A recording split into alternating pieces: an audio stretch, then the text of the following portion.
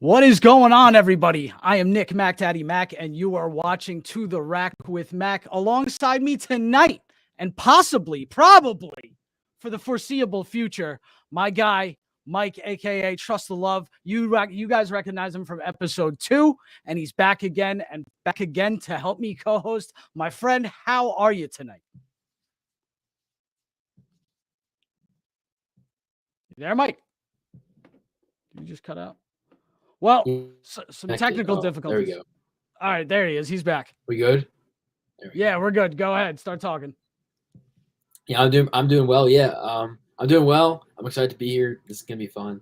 I was on that. That was episode 2. Wow, I thought it was like episode 2. One of your like further episodes, kind of like further along kind of thing. No, that was episode 2 of To the Rack with Mac. I actually had Light Out Sports on for the very first episode, and then I had you on the very next week. So sweet. Well, I'm back.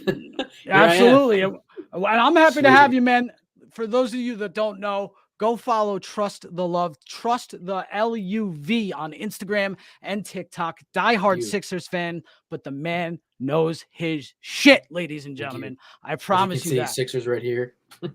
He knows the ins and outs of the game. Really love what you got going on the TikTok channel. Love what you got going on Instagram. Let's bring it here to the Rack with Mac every single week. We had a couple of historic performances in the NBA this week, my friend. First of all, Monday night, I believe it was, Karl-Anthony Towns, 56 through 3 quarters, 7 3-pointers, 60 points, 17 rebounds.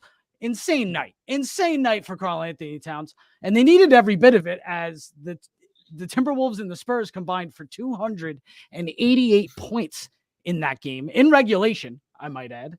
And it was only a 10-point victory for the T-Wolves, who are also beating the brakes off the Lakers tonight, but nothing unusual about that. Everybody's beating the brakes off the Lakers. Could that be a preview of the play-in game? Very possibly could be a preview of the play-in game. Now, one of the big conversations being had since Karl-Anthony Towns' big night that I've been seeing anyway, and I know you've been seeing, is Karl-Anthony Towns the best shooting big man of all time? So, I'm trying to figure out the class situation. I genuinely think he is. I think when you consider who is even in contention, the list is very small. And I think KAT is, considering also how many threes he shoots, how many threes he makes. And this is, we're talking 3-pointers. We're talking 3-pointers, right? 3-point shooting. I'm talking shooting. Shooting. Okay. Because people are saying shooting, not just 3-point shooting. I think that's a different conversation then. Because it totally is. And that's the point I want to get to tonight. Because as my audience knows, I'm a huge Dallas Mavericks fan, huge Dirk Nowitzki fan. Dirk Nowitzki, Michael Finley, Steve Nash are the 3 players that made me fall in love with the Dallas Mavericks. I was a little too young when they had Triple J, Jamal Mashburn, Jason Kidd, and Jim Jackson. So I came in right after that, and they were rebuilding, and Dirk Nowitzki made me fall in love with the Mavs. Here's the thing, because all-around shooting is different than 3-point shooting, and I think a lot of people, way too often, a lot of people mix the two, and it annoys the shit out of me. First thing I want to say, first argument that cannot be made, I do not care how you perform in a 3-point contest. No, it has no relevance. I do not care you are how you perform in a 3-point contest. There's nothing besides maybe the quote-unquote pressure from the clock running out. There's nothing like a game situation about the 3-point contest, so throw it out the window. Secondly, when you're talking mid-range, Dirk had possibly the most unstoppable mid-range move of all time. I said arguably, not the. That's why I might have to change my. And it was a fadeaway one-legged mid-range jumper. It wasn't like a strong move to the basket. It was they did a sports science. You remember that show Sports Science on ESPN? They went on Steph Curry too, I think. They did one on Dirk's shot, and it was virtually unblockable. But I mean, I've seen it blocked a few times, obviously. But it was pretty much, I think there was a 93% chance he gets that shot off. So that's insane. Then you have free throw shooting, people don't want to talk about the importance of free throw shooting.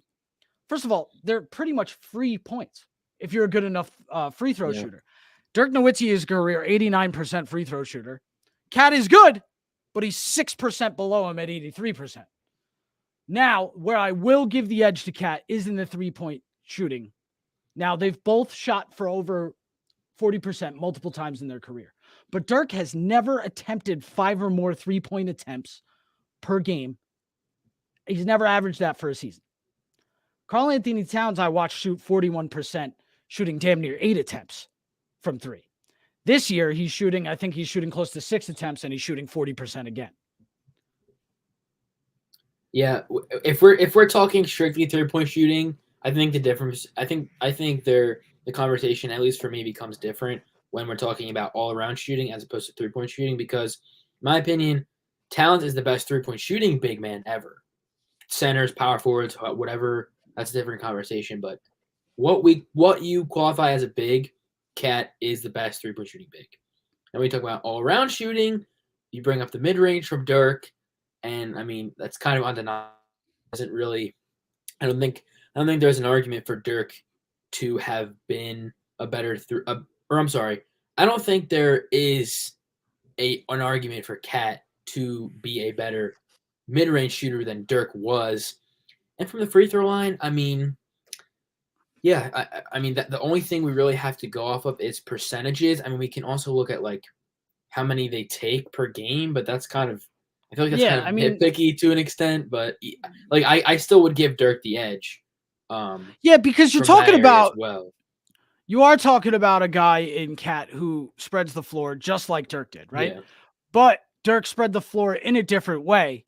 And what I mean by that is they had to put a little more pressure on Dirk because of that mid-range shot. Yeah. Because of how money that mid-range jumper was. It didn't matter if it was a turnaround. It didn't matter if it was off of a dribble or two. And it didn't matter if it was off a pump fake dribble, whatever. That shot was money every single time. Clean. And it was the smoothest part of his game, period. So I don't think there's any argument for KAT in the mid-range. Although I'm not saying KAT's a bad mid-range shooter. No, not at all. The guy's got a shooter's touch. Now, if we want to talk about touch, then we can talk about mid-range. Yeah, Dirk. Yeah. But I mean, you're talking about Karl-Anthony Towns taking at most 6 free throw attempts per game and shooting 83%. And then you're talking about Dirk Nowitzki, who takes anywhere from, it takes the same amount and he's shooting 88%. So it's 5% better. At that rate, taking the same amount of free throws. It's more impressive, yeah.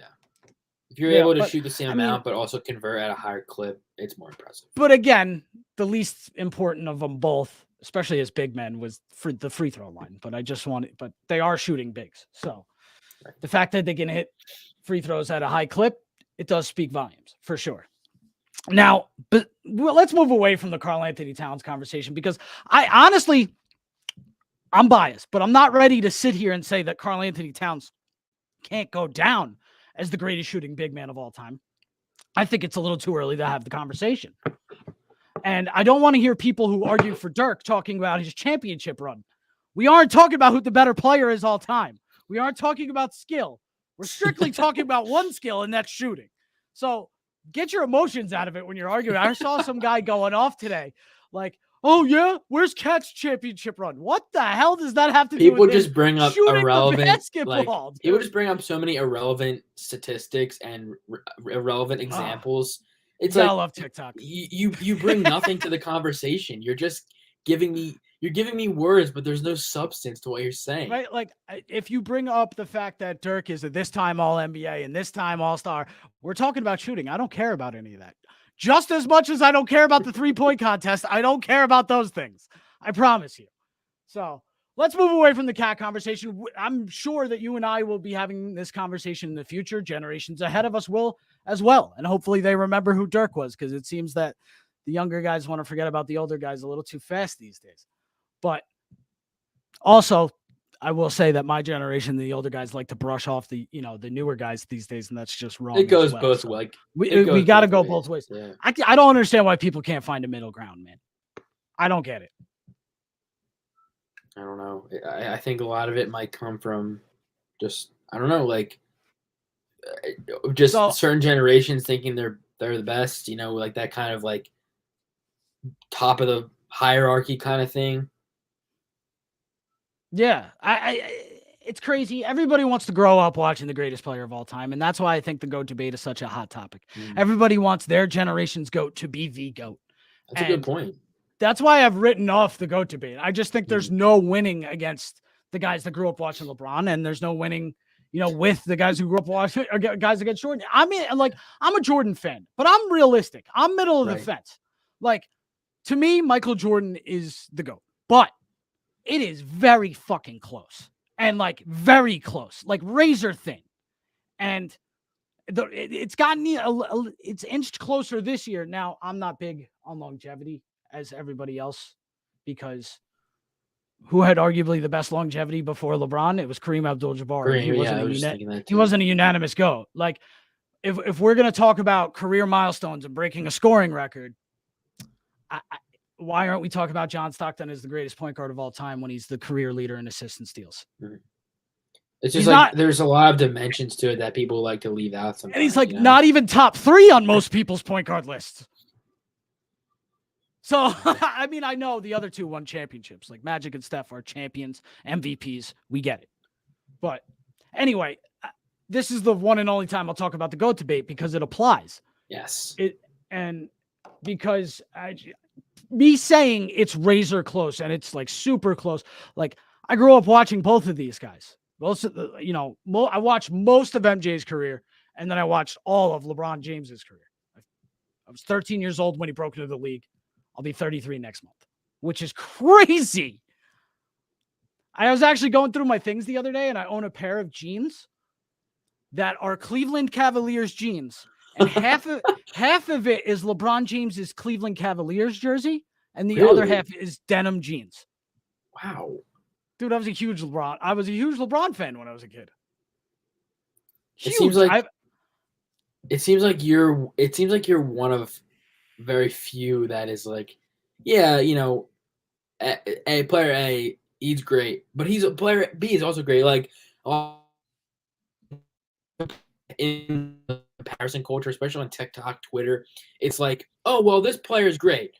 You're talking about somebody else, like, this player is better than the other player. But this guy sucks. And people get offended, like, oh, well, you're a hater. You stop hating.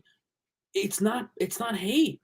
Did I say I hate this player? Did I say this player sucks? No. Yeah, exactly. I did not say that. I get hate from both sides, because I can't say that Michael Jordan's the GOAT. I'm an idiot to the younger generation. You can't win. But then I say it's really close, and the older guys are like, it's not close. Bah! It's like, what? What do you mean? Yeah. Come on, use your brain. Aside. If you love basketball and love the game, it's close. Yeah. Come on. No matter which way you go, LeBron doesn't wipe, and Jordan doesn't wipe. Let's be real. And to call either one of them overrated is the most ridiculous thing I've ever heard in my life. How do you even measure that? How do you call someone? How do you call one of them overrated and then back that up? Like, what are you using to back that up? Like, it's just they'll use the 1 and 9 argument about Jordan to death. You know what? They'll be like, oh well, 10 times and he only won 4 times. Like, but you don't want to talk about the numbers during that first playoff run when they won the title in '91, because Jordan blows Scotty out of the water in every single offensive and defensive stat. But, I'll make a video on it on TikTok, guys. We're not going to go into the GOAT debate right now, all right? But we could, but it's just, we're getting off track here. We're getting off track a little bit. The other big performance that we saw this week was Kyrie Irving. Kyrie Irving, again, went off for, but he's dropped a couple of 50-point games this year, and now he's got a 60-point game, 41 points at halftime. Absolutely ridiculous. I mean, 19 points in the second half. It's amazing that'd be like only 19 points in the second half. Still wound up with 60. So the question that's coming from this, is Kyrie the most skilled point guard, offensively skilled point guard that we've ever seen? I mean, I think when you're talking about as a scorer, I definitely think he's one of the most skilled scorers in general to ever play. He just not best, because there's a difference between skilled and best, in my opinion. I'm saying skilled. I'm not skilled. Not best, not greatest. It's pure skill. I think he's one of the most skilled scorers ever. Not only at the point guard position, but ever. He just can do so many things with the ball, and everybody on, especially on NBA Twitter, they talk about like these pure hoopers. I don't know if you ever see anything about that. Yeah, all I the think fucking it's time. I don't wanna hear it. kind of cringe. But Very I think when they talk about that, I think what they are talking about is someone like Kyrie Irving, because he's just Or James Harden. or James Harden. Like, these players are just gifted with the ball in their hands. They can do so many things and create so much offense, not only scoring but just passing, getting teammates involved. Like, it's just really, Yeah. I think, yeah. So I want to play a little game right now, just Okay. real quick.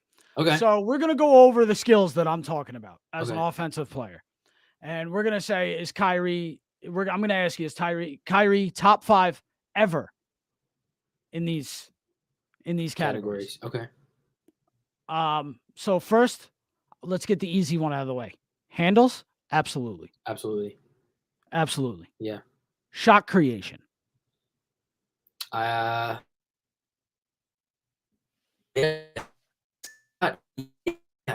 I definitely, right? Don't you think? For sure. and by shot creation, I don't know about you, but I jumble shot creation. Shot creation almost goes. Yeah, let's narrow Everybody it relax. down. Yeah. To playmaking. But let's go shot creation, creating his own shot. Your Wi-Fi is messing up on me a little bit, Mike. I mean, who else in NBA history? Oh, really? Yeah, you're good now, Am I though. back? Yeah. Okay. Top 5 I'm ever thinking, like, shot who else in creation, NBA Kyrie history? Irving. Point guards? I mean, you got Steph. Who? I think Steph is like Right. bar none up there because you haven't like the era that we're in with point guards being like this shot heavy and offensively minded, scoring the ball. In other eras, you had them playing the true point guard position. So it's not crazy. This is what I'm getting at. It's not crazy to call Kyrie the top 5 offensively skilled point guards ever, especially when we're talking about scoring. Because shot creation, I think he's undoubtedly top 5. Yeah. We said handles. IQ, through the roof.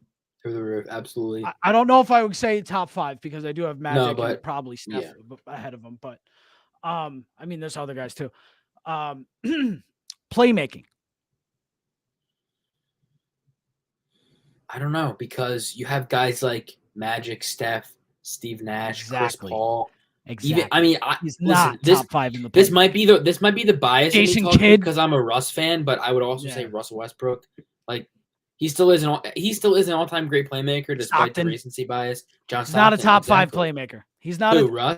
Kyrie is not a top 5 playmaker. Just saying. I agree with that. You agree with that? Okay. Finisher. Now, finishing, ladies and gentlemen, finishing includes, yes, dunks are finishing, but it also includes your layup package. And yes, floaters are finishing. Right. Just finishing around the rim, like getting shots at the rim, just all of that stuff. I think he might be top 5 yeah, all time. I think he is. The touch he has around the rim, I mean, even from like 10 feet, if that counts, is insane. Well, I'm gonna get to that. Because I think 10 feet and out, we're talking about shooting. Okay.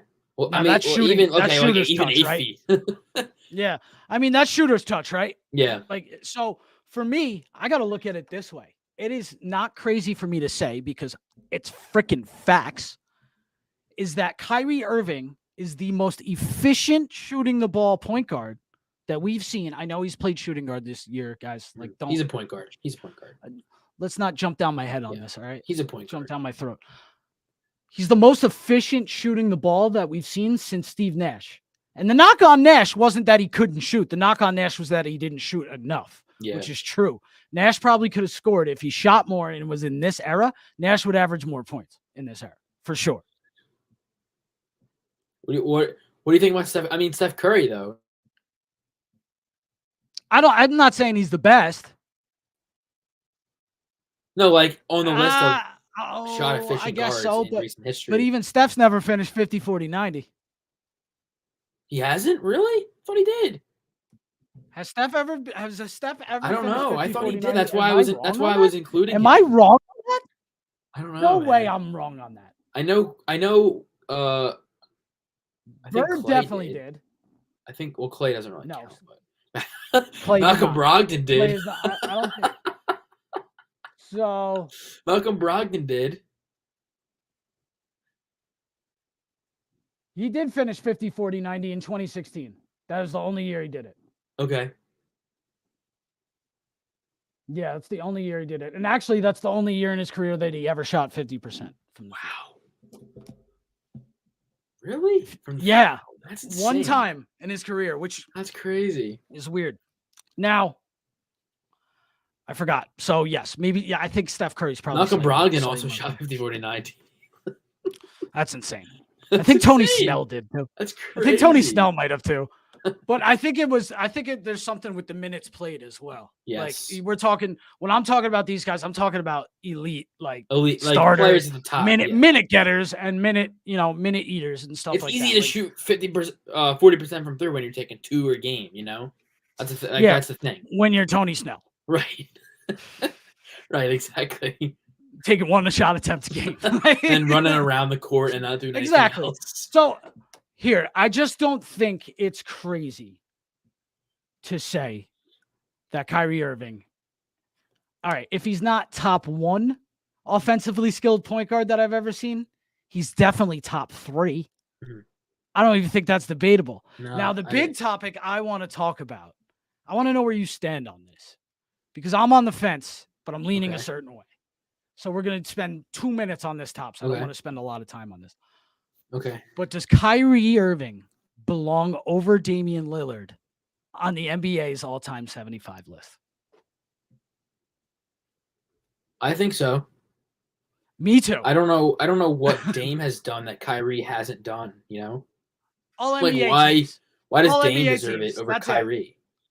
I mean, okay, That's so a bad measure, so though, Dame never ran from the grind. Yeah, Dame never ran from the grind. He led his team to the Western Conference Finals. But I'm sorry, he had a bubble MVP. I'm sorry. He had a bubble MVP. Sorry. We're not going to talk about Kyrie Irving.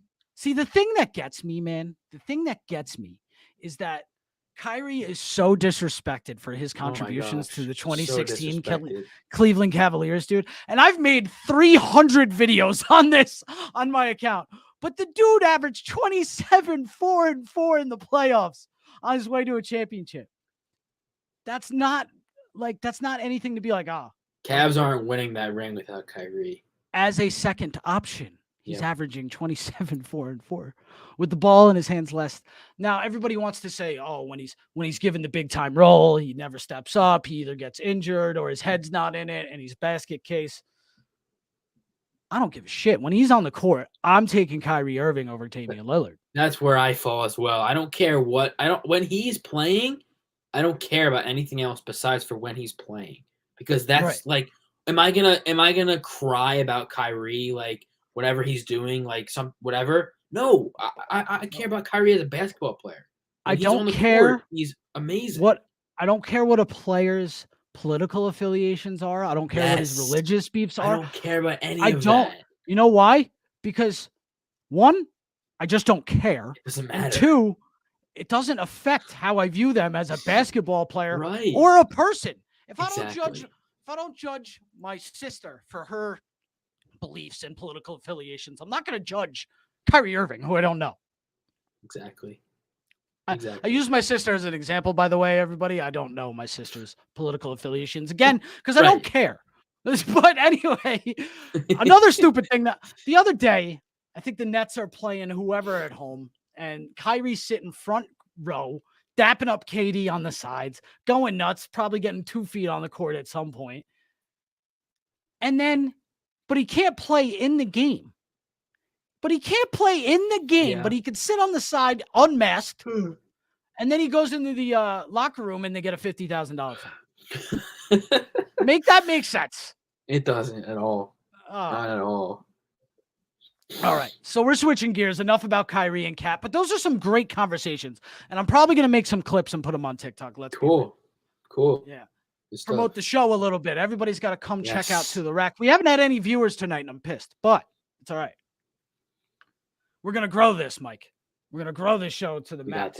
We got this. But anyway, so another thing we obviously wanted to get into were the recent run by the Boston Celtics. Now, I want to give you a take, and I want to get your thoughts on it because they have looked tremendous. They have the second best record in the NBA after the All-Star break. Dallas Mavericks are first. Shout out Dallas, man. Shout out Dallas. Beat Brooklyn tonight on a Spencer Dinwiddie game winner. Again, I will say the Mavs won the trade. Anyway, well, so far it's looked like that. Who knows moving forward? But I'm going to tell you this, Washington Wizards fans, don't bank anything on Kristaps Porzingis. Guy can't stay healthy. The guy will look good for 6 games and sit out 12. So just relax. He's going to show you some flashes of greatness, and then he'll be out for a month. He can be so great, to be honest. He could. Yeah, but you know what? A 7-footer that can't back down a point guard on defensively in the post kills me. So, bro, Terrence Mann was giving Porzingis fits last year in the playoffs in the post, which is ridiculous. Which is ridiculous. He's 7 foot. Turn around, shoot the ball over him. Literally, or back him down. Literally, just don't go on. So here's my take. Out of everybody in the entire NBA, the Boston Celtics are the team that could have an Atlanta Hawks type run this year. Okay. I mean, it's as in get to the conference finals or further. If there's any team that can do it in the NBA, I think it's them. I think they literally, I mean, they've been amazing. I mean, there's a ton of reasons why they've been so good, but if there's any team that can do it, I think it's them. I mean, they've got, like you said, they've had the second best record since the All-Star break. They've been amazing. I mean, they won, I think, 7 in a row at one point. I could be really wrong, but I mean, if not 7 in a row, then like 7-2 or something like that. But yeah, right. I think if any team, I think if any team can do it, I think it's them. Yeah, I mean, I just really like what I've seen from them. I like they've been awesome. The little things that the guys are doing, you know, that their role players are doing. I like the little things always that Marcus Smart has always brought to that team. Yeah, I love his intensity. I love his energy, especially on the defensive side. And he's not afraid to shoot the ball when he's got the wide open shot. I want that from a guy like Marcus Smart. Jaylen Brown, Jason Tatum, enough said. They're freaking fantastic. A little inconsistent, but they've been fantastic. And that's the biggest knock on both Jaylen Brown and Jason Tatum is their inconsistency. But Robert Williams, wow. And it's all mostly on his rebounding and his defensive side of the ball. He has really stepped it up this year. Love what I'm seeing from Time Lord. Love what I'm seeing from, Grant Williams? Grant Williams and Robert. Well, Time Lord is. Well, shooting the ball, Grant Williams has been tremendous, especially from 3-point range. I mean, they got guys stepping up. And Al Horford, I mean, turning back the clock a little bit, which I can't believe because I thought Al Horford and Robert Williams were going to be the downfall of this team. And it turns out like they're the glue holding this, second half of the season run together. So I like what I'm seeing from Boston. I think they could do it. I was not expecting Al Horford to be, when he was with the Sixers, things did not look very bright. But he goes to Thunder, they trade him back to Boston, and it's like, wow, he's been playing well. Like, what's going on? It's crazy. He looked horrible in OKC, but to be fair, everybody looks horrible in OKC, unless your name is Shai Gilgeous-Alexander. Yes. Who I absolutely love, but we'll get to him another night. So I think we could both agree that Boston could make that kind of a run. And they are I don't think they're a sleeper team anymore because everybody seems to be more and more having that kind of take. But I want to talk about some sleeper teams. And I'm going to throw out a team right now. And I know I'm going to get some weird looks, probably weird comments when I cut it and put it on TikTok. Probably a weird face from you. But my sleeper team for the Western Conference this year. Sleeper team. Define sleeper team, though, real quick. A team that really no one expects to make the conference finals, but has a good chance of doing it. If conference finals are better.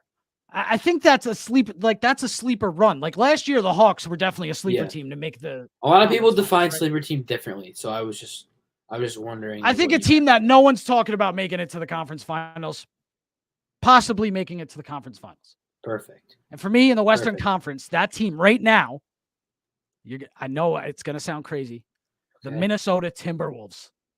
Okay.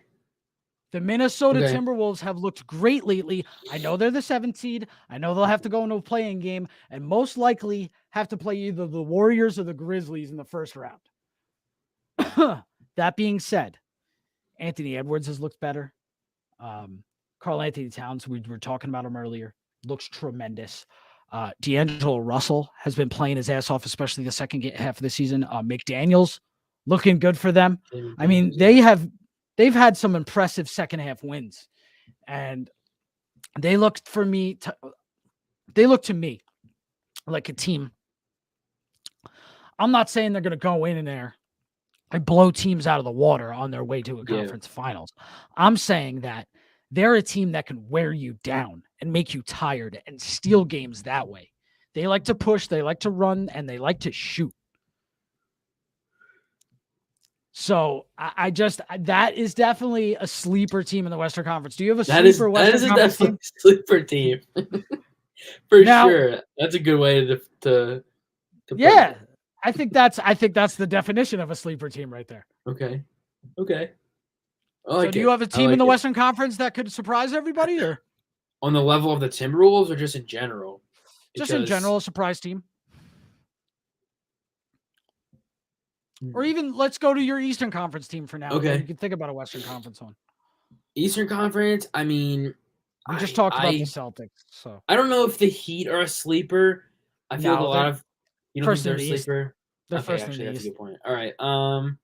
Honestly, all right. Well, conference finals. My mind instantly went to the Raptors, but I don't. Yep. I don't know. That was where mine was going in the East. I'm trying to think. Could they like?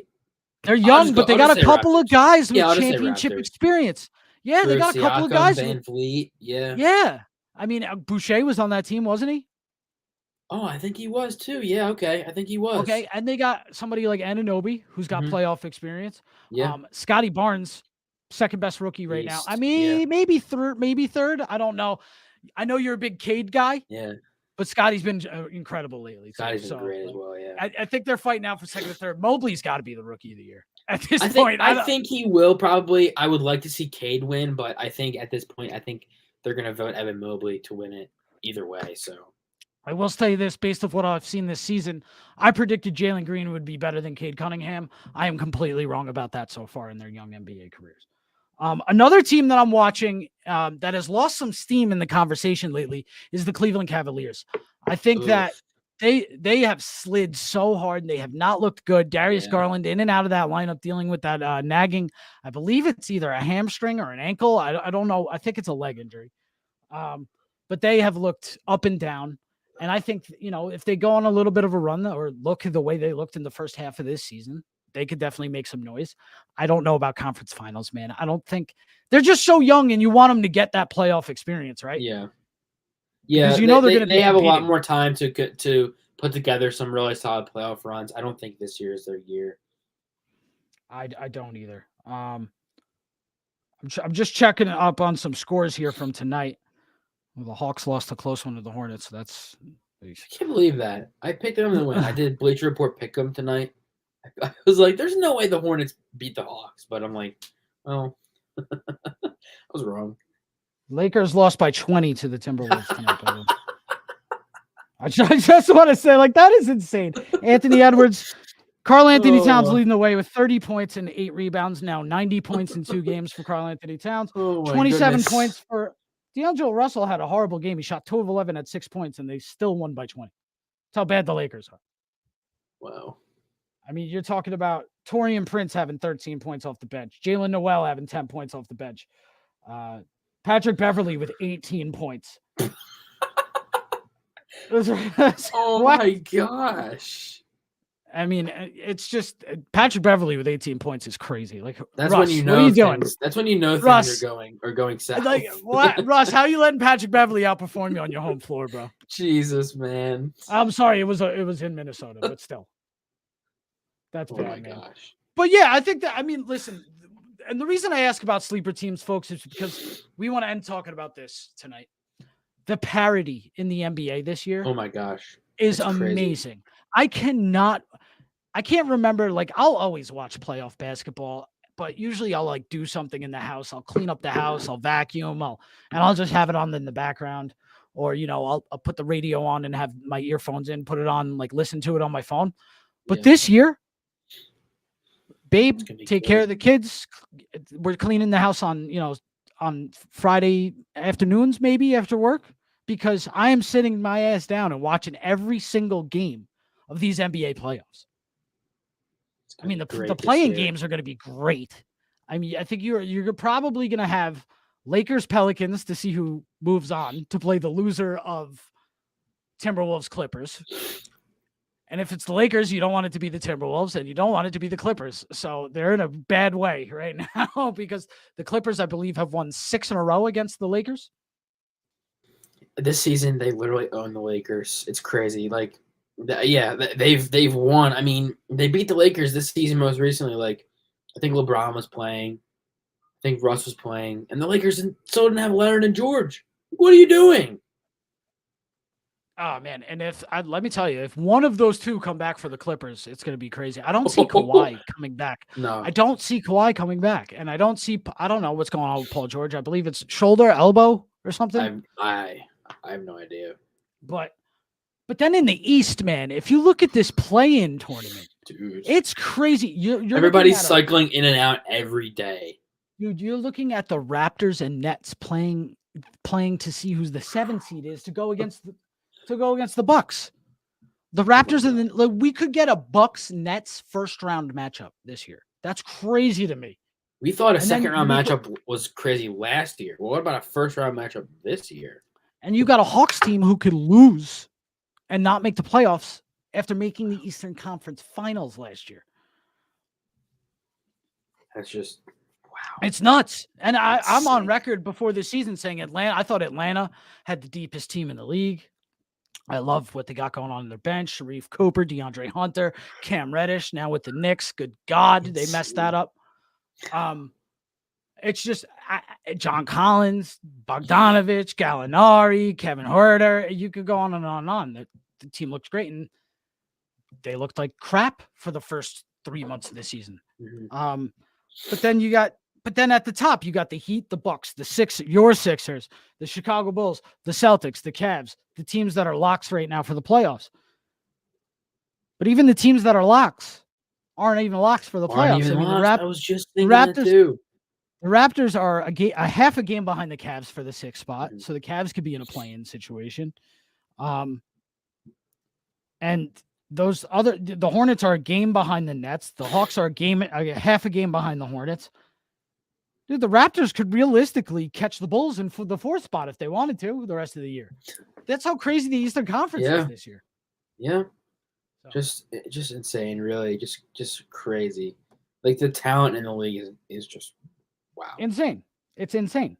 And I just don't think that I can't remember a playoffs that was this widespread where all the action is going to be. Because even in the West, as of recently too, so even in the West with the quote unquote lesser conference this year for the first time in I don't know how long, you got matchups potentially of Mavericks Jazz first round, which I think we both agree the Mavs should win that matchup.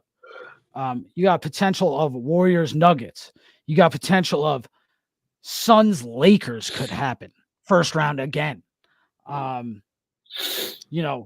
Grizzlies Timberwolves, which I would think would be a great matchup of 2 young teams looking to like get that playoff experience like we were talking about. Like one of those teams is going to make the conference semifinals. Wow. That's crazy. Like, so it's an amazing time for the league, and it's an amazing time to be an NBA fan. I do want to end the conversation there for this week.